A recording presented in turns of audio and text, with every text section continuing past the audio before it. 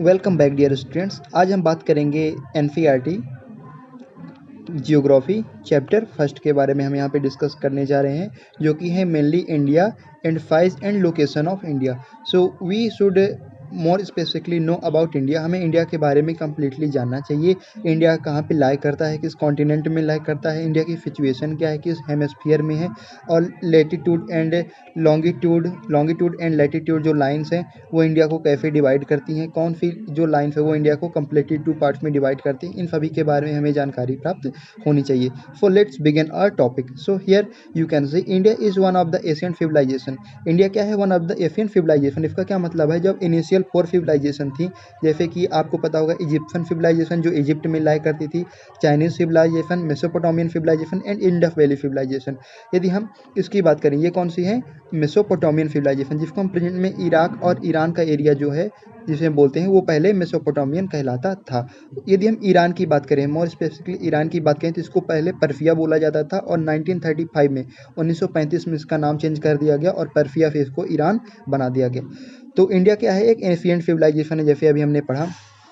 It has achieved multiple faceted socio economic progress. मतलब India ने बहुत सोशियो है, इकोनॉमिक है, प्रोग्रेस इनमें देखी है। मतलब इंडिया ने लगातार इकोनॉमिक है और लोगों का जो सोशियो है, समाज है, उसने हमारे क्या की, लगातार कॉन्टिन्यूसली ग्रोथ की है।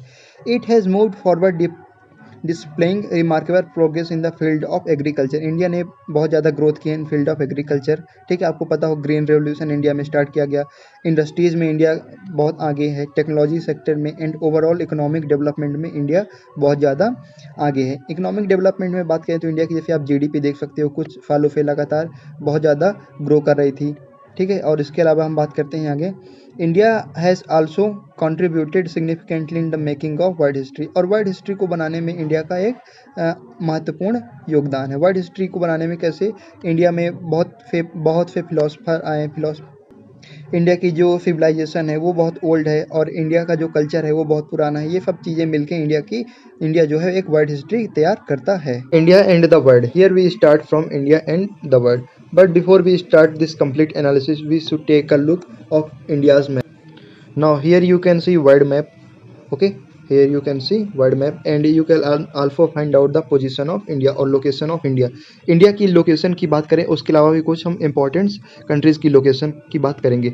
इंडिया की हम लोकेशन की बात करें तो आप देख पा रहे हो एशिया में लाई करता है, और एशिया में मोर स्पेसिफिक बात करें तो साउथ एशिया में इंडिया की पोजीशन है।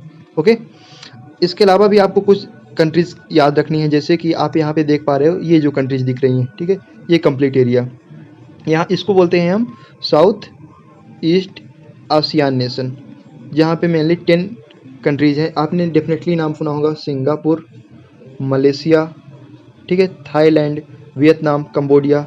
ये सभी कंट्री यहाँ पे लाई करते हैं। इनका नाम आपको याद रखना है और साथ में इनकी लोकेशन आप याद रखिएगा, अभी हम डिस्कस करेंगे।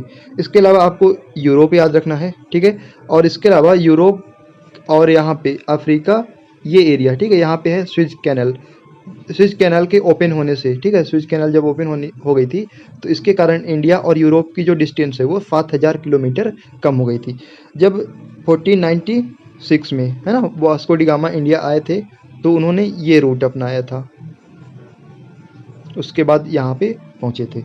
सो देख सकते हो आप कितना ज़्यादा डिफरेंस है। और फिर यूरोपियन ट्रेड यहाँ पे इंडिया को होने लगा जब स्विज कैनल ओपन हो गई। और यहाँ पे आप देख सकते हो नॉर्थ अमेरिका, साउथ अमेरिका, और यहाँ पे फ्रांस, सॉरी अफ्रीका आप यहाँ पे देख सकते हो। आगे हम बात करते हैं, यदि ब्रिटिश की बात करें, ब्रिटिश कहाँ पे लोकेटेड है? तो ये जो आइसलैंड है, ठीक है, आइसलैंड नॉट आइसलैंड, ये ब्रिटिश आइल्स है ना, यहाँ पे इंग्लैंड है, वेल्स है, और रिपब्लिक ऑफ आयरलैंड है और आयरलैंड है। ओके, आपको ये याद रखना है। और ये रहा आपका नॉर्थ अमेरिका, जहाँ पे 13 कॉलोनीज थी जिन्होंने इंडिपेंडेंट गेन की थी from the Britishers. Okay, Indian land मास, हम यहाँ पे इंडिया के लैंड मास के बारे में डिस्कस करेंगे। The Indian land mass has a central location between east and west Asia. Okay, here यहाँ पे हम मैप बना लेते हैं।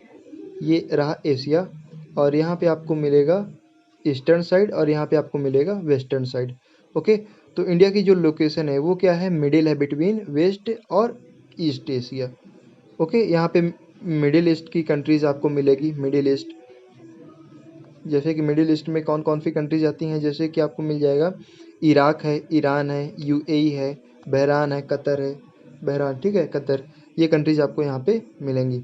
और यहाँ पे बात करें ईस्टर्न साइड में तो आपको मिल जाएंगी जैसे इंडोनेशिया है, मलेशिया है, वियतनाम है, थाईलैंड है, कंबोडिया है, ये सब कंट्री यहाँ पे आपको मिलेंगी। तो यहाँ पे इंडिया की जो पोजीशन है उसके बारे में डिस्कस किया जा रहा है और बोला जा रहा है कि जो इंडिया की जो लोकेशन है with the trans Indian ocean. Trans Indian ocean का क्या मतलब है कि जब ट्रेड होता है between Indian ocean and other continent oceans, likewise यहाँ पे है यूरोपियन कंट्रीज़, यहाँ पे आपको यूरोपियन कंट्रीज़ मिलेंगी, यहाँ पे आपको अटलांटिक ओशियन मिलेगा और ये है इंडियन ओशियन। तो जब यहाँ से ट्रेड बिटवीन होगा है ना, एक ओशियन से दूसरे ओशियन में जाएगा तो ये क्या कहलाएगा, trans ocean. Here we understand what the mean of this complete paragraph. इस पैराग्राफ का मतलब है कि this is a position of India, location of India है ना, और यहाँ पे आपको मिलेगा Indian ocean, bay of Bengal, और यहाँ पे आपको मिलेगा कुछ कंट्रीज़।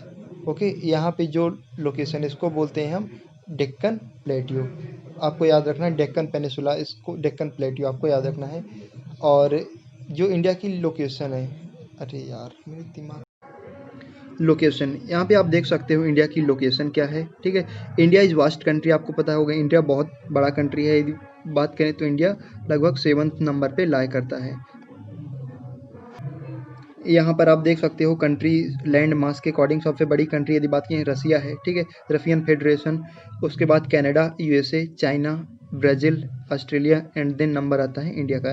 यदि पॉपुलेशन वाइज बात करें तो इंडिया और चाइना की पॉपुलेशन वर्ल्ड में सबसे ज़्यादा है। और ये देख सकते हो लैंड मास के अकॉर्डिंग चाइना जो है बहुत ज़्यादा बड़ा है इंडिया से। इंडिया जो लाई करता है in the completely northern hemisphere, India कहाँ पे लाई करता है, नर्दर्न हेमिस्फीयर में। आप यहाँ पे देख सकते हो यहाँ पे, ठीक, ओके, इंडिया नर्दर्न हेमिस्फीयर। यदि ये बात करें तो ये लाइन जो है इक्वेटर कहलाती है, जो अर्थ को 2 पार्ट्स में डिवाइड करती है, ठीक है। और जो अपर पार्ट है वो क्या कहलाता है, नॉर्दर्न हेमिस्फीयर, और जो लोअर पार्ट है वो कहलाता है सदर्न हेमिस्फीयर, ठीक है, ओके। तो आप देख सकते हो India completely lie in the northern hemisphere. और जो लाइन इंडिया को कम्प्लीटली 2 पार्ट्स में डिवाइड करती है उसको बोलते हैं tropic of cancer. Tropic of cancer divide India into 2 parts. यहाँ पे कुछ स्टैटिक्स दिए गए हैं, यदि इन स्टैटिक्स को समझना है तो इसके लिए आपको एक डायग्राम दिखाता हूँ। डायग्राम के माध्यम से आप इजीली समझ सकते हो। मैप को समझने से पहले हम लैटिट्यूड एंड लॉन्गिट्यूड को समझ लेते हैं। जो लाइन इंडिया को नॉर्थ टू वेस्ट डिवाइड करती है, ठीक है, मतलब कि जो लाइन नॉर्दर्न हेमिस्फीयर से सदर्न हेमिस्फीयर जाती हैं वो कहलाती हैं लॉन्गिट्यूड। आपको याद रखना लॉन्गी कहलाती हैं, LONGI, ओके। एंड जो इंडिया और अदर कंट्रीज़ को ईस्ट टू वेस्ट जाती हैं, ठीक है, जो ईस्ट टू वेस्ट लाइन से जाती हैं वो क्या कहलाती हैं, या वेस्ट टू ईस्ट वो क्या कहलाती हैं, वो कहलाती हैं लैटिट्यूड लाइन्स। तो आप यहाँ पे देख सकते हो इंडिया की location in the form of latitude. Latitude में क्या है यहाँ पे आप देख सकते हो, और लॉन्गिट्यूड में क्या है ये आप देख सकते हो 8 डिग्री 4 मिनट्स, ठीक है। यहाँ पे ये आप देख सकते हो 8 डिग्री 4 मिनट्स, फिर कहाँ तक जा रही 37 डिग्री 6 मिनट तक। और यहाँ पे आप देख सकते हो 68 डिग्री 7 मिनट से लेके 97 डिग्री 25 मिनट्स तक इंडिया की जो बाउंड्री है, इतना इंडिया लॉन्ग है। डिस्टेंस वाइज आप देख सकते हो कितने किलोमीटर है फ्रॉम द, यहाँ पे आप देख सकते हो 2933 kilometre. And from northern hemisphere, northern side to southern side आप यहाँ पे देख सकते हो 3214 kilometre. This area also belong to India, जिसको अंडमान एंड निकोबार बोलते हैं, और यहाँ पे आपको मिलेगा Lakshadweep, okay. So here you welcome back dear students. आज हम बात करेंगे NCERT जियोग्राफी चैप्टर 1 के बारे में हम यहाँ पे डिस्कस करने जा रहे हैं, जो कि है mainly India and size and location of India. So we should more specifically know about India, हमें इंडिया के बारे में कम्प्लीटली जानना चाहिए। इंडिया कहाँ पे लाई करता है, किस कॉन्टिनेंट में लाई करता है, इंडिया की सिचुएशन क्या है, किस हेमिस्फीयर में है, और latitude and longitude and latitude जो लाइन्स हैं वो इंडिया को कैसे डिवाइड करती हैं, कौन सी जो लाइन्स है वो इंडिया को कम्प्लीटली 2 पार्ट्स में डिवाइड करती हैं, इन सभी के बारे में हमें जानकारी प्राप्त होनी चाहिए। So let's begin our topic. So here you can see India is one of the Asian civilisation. India क्या है, one of the Asian civilisation. इसका क्या मतलब है, जब इनिशियल 4 सिविलाइजेशन थी, जैसे कि आपको पता होगा इजिप्शियन सिविलाइजेशन जो इजिप्ट में लाया करती थी, Chinese civilisation, Mesopotamian civilisation and Indus valley civilisation. यदि हम इसकी बात करें, ये कौन सी है, मेसोपोटामियन सिविलाइजेशन, जिसको हम प्रेजेंट में इराक और ईरान का एरिया जो है जिसे बोलते हैं, वो पहले मेसोपोटामियन कहलाता था। यदि हम ईरान की बात करें, मोर स्पेसिफिकली ईरान की बात करें, तो इसको पहले पर्फिया बोला जाता था और 1935 में 1935 में इसका नाम चेंज कर दिया गया और पर्फिया से इसको ईरान बना दिया गया। तो इंडिया क्या है, एक एशियंट सिविलाइजेशन है, जैसे अभी हमने पढ़ा।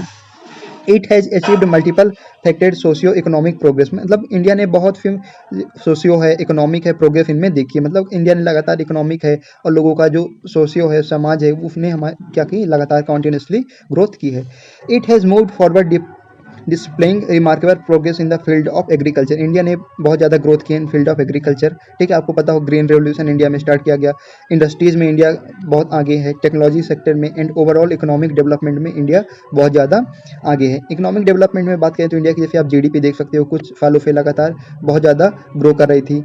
ठीक है, और इसके अलावा हम बात करते हैं आगे, India has also contributed significantly in the making of world history, और वर्ल्ड हिस्ट्री को बनाने में इंडिया का एक महत्वपूर्ण योगदान है। वर्ल्ड हिस्ट्री को बनाने में कैसे, इंडिया में बहुत से फिलोसफर आए, इंडिया की जो सिविलाइजेशन है वो बहुत ओल्ड है और इंडिया का जो कल्चर है वो बहुत पुराना है। ये सब चीज़ें मिलकर इंडिया जो है एक वर्ल्ड हिस्ट्री तैयार करता है। लोकेशन, यहाँ पे आप देख सकते हो इंडिया की लोकेशन क्या है। ठीक है, इंडिया इज़ वास्ट कंट्री, आपको पता होगा इंडिया बहुत बड़ा कंट्री है। यदि बात करें तो इंडिया लगभग 7th नंबर पे लाया करता है। यहाँ पर आप देख सकते हो कंट्री लैंड मास के अकॉर्डिंग सबसे बड़ी कंट्री यदि बात की रसिया है। ठीक है, रशियन फेडरेशन, उसके बाद Canada, USA, China, Brazil, Australia and then number आता है इंडिया का। यदि पॉपुलेशन वाइज बात करें तो इंडिया और चाइना की पॉपुलेशन वर्ल्ड में सबसे ज़्यादा है, और ये देख सकते हो लैंड मास के अकॉर्डिंग चाइना जो है बहुत ज़्यादा बड़ा है इंडिया से। इंडिया जो लाई करता है in the completely northern hemisphere, India कहाँ पे लाई करता है, नर्दर्न हेमिस्फीयर में। आप यहाँ पे देख सकते हो यहाँ पे, ठीक, ओके, इंडिया नर्दर्न हेमिस्फीयर। यदि ये बात करें तो ये लाइन जो है इक्वेटर कहलाती है, जो अर्थ को 2 पार्ट्स में डिवाइड करती है। ठीक है, और जो अपर पार्ट है वो क्या कहलाता है, नॉर्दर्न हेमिस्फीयर, और जो लोअर पार्ट है वो कहलाता है सदर्न हेमिस्फीयर। ठीक है, ओके, तो आप देख सकते हो India completely lie in the northern hemisphere, और जो लाइन इंडिया को कम्प्लीटली 2 पार्ट में डिवाइड करती है उसको बोलते हैं tropic of cancer. Tropic of cancer divide India into 2 parts. यहाँ पे कुछ स्टैटिक्स दिए गए हैं, यदि इन स्टैटिक्स को समझना है तो इसके लिए आपको एक डायग्राम दिखाता हूँ, डायग्राम के माध्यम से आप इजीली समझ सकते हो। मैप को समझने से पहले हम लैटिट्यूड एंड लॉन्गिट्यूड को समझ लेते हैं। जो लाइन इंडिया को नॉर्थ टू वेस्ट डिवाइड करती है, ठीक है, मतलब कि जो लाइन नॉर्दर्न हेमिस्फीयर से सदर्न हेमिस्फीयर जाती हैं वो कहलाती हैं लॉन्गिट्यूड। आपको याद रखना लॉन्गी कहलाती हैं, LONGI, ओके। एंड जो इंडिया और अदर कंट्रीज़ को ईस्ट टू वेस्ट जाती हैं, ठीक है, जो ईस्ट टू वेस्ट लाइन से जाती हैं वो क्या कहलाती हैं, या वेस्ट टू ईस्ट वो क्या कहलाती हैं, वो कहलाती हैं लैटिट्यूड लाइन्स। तो आप यहाँ पे देख सकते हो इंडिया की location in the form of latitude. Latitude में क्या है, यहाँ पे आप देख सकते हो, और लॉन्गिट्यूड में क्या है, ये आप देख सकते हो 8 डिग्री 4 मिनट्स। ठीक है, यहाँ पे ये आप देख सकते हो 8 डिग्री 4 मिनट्स, फिर कहाँ तक जा रही, 37 डिग्री 6 मिनट तक। और यहाँ पे आप देख सकते हो 68 डिग्री 7 मिनट से लेके 97 डिग्री 25 मिनट्स तक इंडिया की जो बाउंड्री है, इतना इंडिया लॉन्ग है। डिस्टेंस वाइज आप देख सकते हो कितने किलोमीटर है फ्रॉम द, यहाँ पे आप देख सकते हो 2933 kilometre, and from northern side to southern side आप यहाँ पे देख सकते हो 3214 kilometre. This area also belong to India, जिसको अंडमान एंड निकोबार बोलते हैं, और यहाँ पे आपको मिलेगा Lakshadweep. Okay, so here you the tropic of cancer divide India into 2 equal parts. It means जो ट्रॉपिक ऑफ कैंसर है, here draw map of India, India का मैप ड्रॉ कर रहे हैं, तो जो ट्रॉपिक ऑफ कैंसर है वो इंडिया को 2 इक्वल पार्ट में डिवाइड करता है। It mean this part is north northern side and this is southern side. आगे बात करते हैं, to the south east and south west. South east and south west की लोकेशन हमने देख ली थी, जैसे ये जो एरिया है ये क्या कहलाएगा, साउथ ईस्ट, और जो ये एरिया है ये साउथ वेस्ट कहलाएगा। तो साउथ वेस्ट में आपने देखा था बे ऑफ बंगाल को, और यहाँ पे आपको मिलेगा इंडियन ओशन, और यहाँ पे अरेबियन सी। ठीक है, अरेबियन सी आपको यहाँ पे देखने को मिल जाएगा। तो आपने देखा क्या, अंडमान एंड निकोबार आपने इस लोकेशन पे अंडमान एंड निकोबार देखा और यहाँ पे आपको लक्षद्वीप मिला था।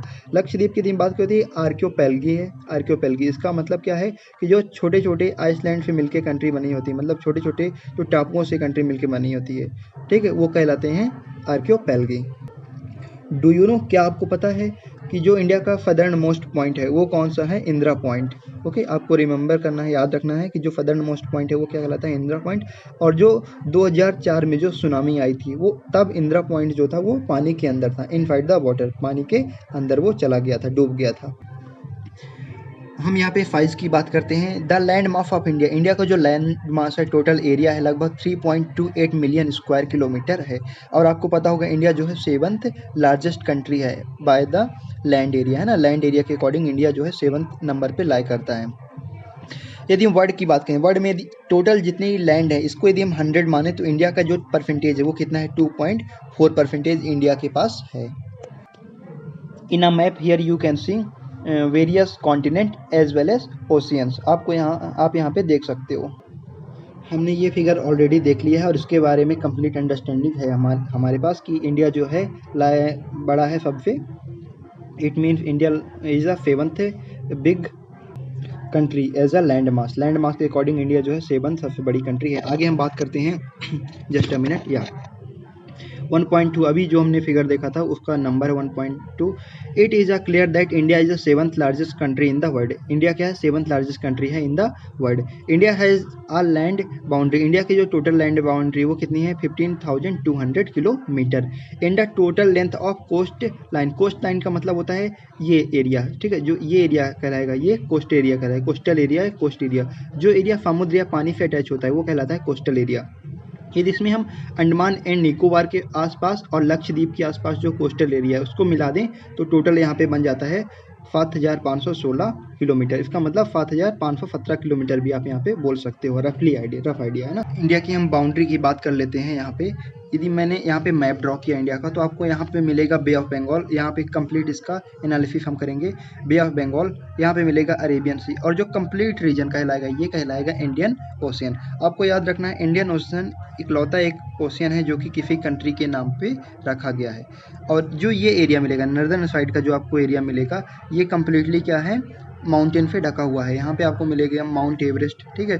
और यहाँ पे यदि हम बात करें तो ये कहलाएगा बे ऑफ बंगाल। और यहाँ पे अरेबियन सी क्यों बोलते हैं? क्योंकि यहाँ पे जो कंट्रीज है मिडिल ईस्ट कंट्रीज जिसे हम बोलते हैं, जैसे कि यूएई का आपने नाम सुना होगा, यूनाइटेड अरब अमीरात है, उसके अलावा ओमान है, इराक है, ईरान है, जो ये एरिया कहलाता है ये होता है वेस्ट एशिया या मिडिल ईस्ट कंट्री इनको हम बोलते हैं। मिडिल ईस्ट कंट्री या अरेबियन कंट्री भी हम इनको बोलते हैं। इस पैराग्राफ को समझने से पहले हम एक बार रफली आइडिया ले लेते हैं थ्रू द मैप के माध्यम। ये यहाँ पे आप देख सकते हो इंडिया का map, okay.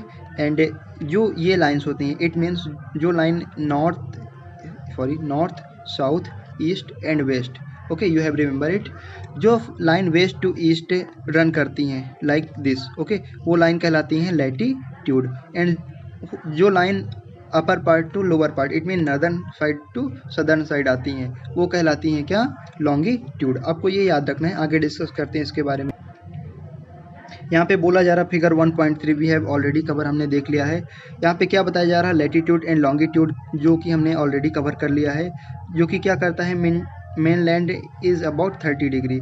Despite this fact, the east-west extent appears to the similar than north-west extent. जो ईस्ट वेस्ट का एरिया है, ठीक है, ईस्ट वेस्ट की हमने अभी बात की थी, वो क्या करता है? एक्सटेंड अपियर टू स्मॉलर, वो क्या करता है? छोटा दिखता है then the north south area, जो ये एरिया है, ठीक है, मतलब इंडिया का जो ये एरिया है ये ज़्यादा बड़ा दिखता है compare to this area. We have already cover this through the